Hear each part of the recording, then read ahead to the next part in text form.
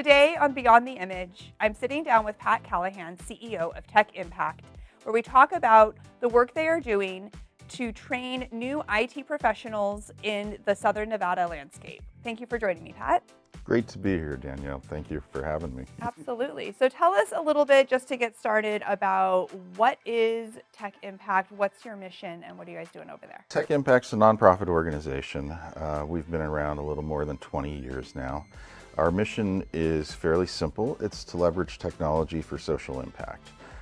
So we do that in a variety of different ways. The way you're most familiar with us is through workforce development. So within workforce development, we train young people, generally 18 to 26-year-olds who do not have college degrees, for jobs in technology. We do that in several locations. Of course, here in Southern Nevada is one of those.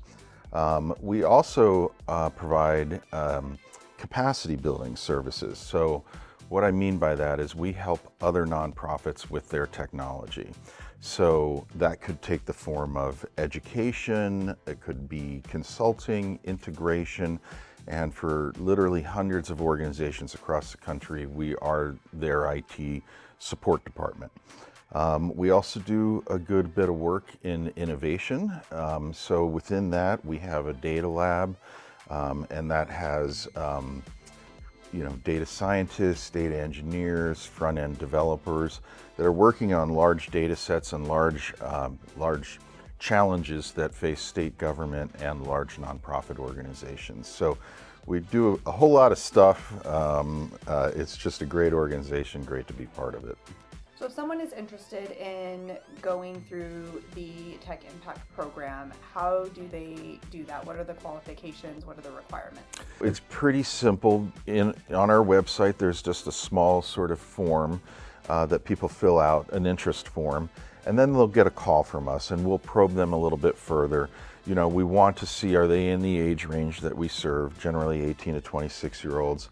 We want to see really what their interest in technology is, because we find that ultimately is going to be the biggest success for them, is that they want to get in this field, right? They have some desire, and that desire kind of pushes them to work harder, and we know that they'll be more successful. So they don't have to have a background in IT necessarily.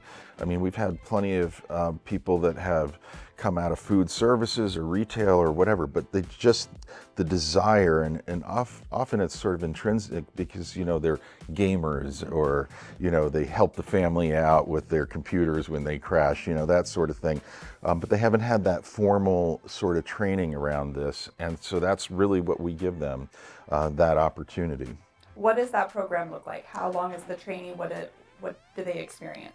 Yeah, so it's a 16-week program, and the first 11 weeks are in the classroom. So we have professional trainers with an IT background that are giving them those hard skills, learning how to work on computers, learning about the systems that they're managing, and so forth. But then 20% of the curriculum is also soft skills based. So we're talking about professional development. We want them to leave the program with a resume, with a cover letter, the understanding of how to dress at work, how to talk to your managers, right? All sorts of things. And those are all taught by volunteers. So often SDMI folks come in and lead those sessions. Also, and this is important, each student is assigned a mentor. So someone from industry is mentoring each one of those students throughout their program. And then the last 5 weeks, minimally, are internships. Every one of our students will receive an internship to get that, hands-on, on-the-job training. So by the end of this 16 weeks, they've got hard skills, they've got professional development skills, they've got a resume, they've got a cover letter, they've got some on-the-job training, and they're really well-rounded and ready to enter into the workforce. Tell me about this mentorship program. What does it take to be a mentor? Where do you find those people? We should really be talking about Angie Koska here, because Angie is, your Chief Information Officer here at SDMI, and she is the perfect example of a great mentor, right? She works with a lot of the young women who come through our program, and it's incredibly important for these young women because they haven't been in IT. They haven't really been working in a professional environment, right? So they need someone to kind of to be able to look at and model after. And Angie's a great person for that. You know, here she's built a very nice career. She's incredibly smart. She's articulate. And so it gives them someone to look at to say, I want to be like Angie, right?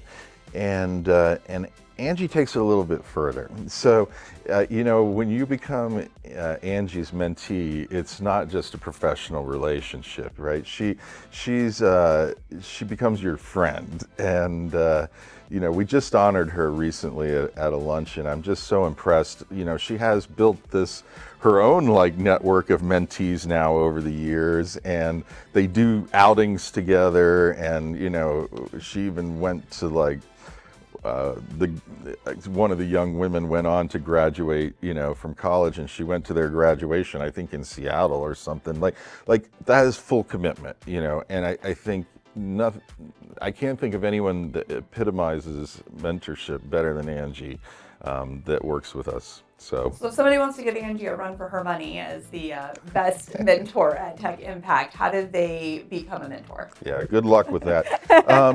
No, I think, you know, they just reach out to us. You know, we have a whole team here in Las Vegas, and just show their interest, and then they're going to meet with one of our team or myself, and we'll find ways to get them involved, and it's just sort of a natural process after that. You know, they get assigned to a mentee, they spend time with that mentee, and then over time they just really become a fabric of our organization. And I think that's one of the really neat things about what we do is it's also community building, right? So we could say, oh, it's workforce development and someone's going to get a job, and that's awesome, and that's definitely like the goal. But at the same time, we're building a community of people. Now, you know, we've graduated hundreds of students here just in Southern Nevada through this program, and there's an alumni group, so they're now part of that alumni group. And often what happens, Danielle, is, and I was just meeting with the students yesterday of the current class, and I always ask them, you know, how many people in this class, and there's 18 students in there, were referred by a former graduate, and 75% of the hands go up. So, and I think that's critically important and speaks volumes, because if they're successful, they want to share that with someone else. So again, you know, we're just building community here.